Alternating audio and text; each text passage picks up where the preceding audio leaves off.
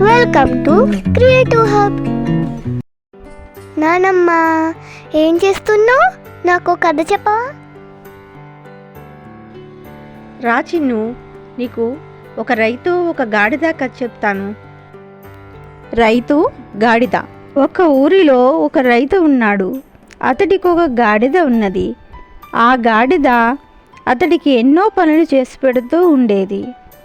ఆ రైతు ఒకరోజు గాడిదను తోలుకొని పొలం వెళ్ళాడు. గాడిదను మేతకు వదిలి పొలం పనులు చేసుకోసాగాడు. పని అయిపోయిన తర్వాత చూస్తే గాడిద కనిపించలేదు. దానిని ఎవరో దొంగలించారు. ఆ రైతు నేరుగా గ్రామ చావడి దగ్గరికి వెళ్ళాడు. మీరు పిరికి మందలు, దొంగలు, నేను తెలివి తక్కువవాడిని అనుకుంటున్నారా? నా గాడిదను నాకు ఇచ్చేయండి, లేకుంటే మా నాన్న చేసినట్లే చేయగలను అంటూ అక్కడున్న వారిని బెదిరిస్తూ నానా హంగామా చేశాడు రైతు. అక్కడున్న వారిలో గాడిదను దొంగలించిన వాడు కూడా ఉన్నాడు. ఆ హెచ్చరికను విని వాడు భయపడ్డాడు.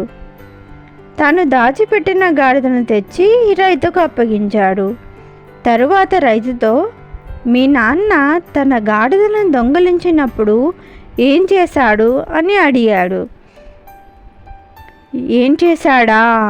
ఇంకొక గాడిదను కొనుక్కున్నాడు అని రైతు అమాయకంగా అన్నాడు. ఆ మాట విన్న దొంగ నోరు వెలబెట్టాడు. చిన్ను, ఈ కథ ద్వారా నీకు అర్థమైన నీతి ఏమిటి? మంచి మాటలకు లొంగని వారు బెదిరింపులకి లొంగుతారు అని అర్థమైంది నానమ్మ.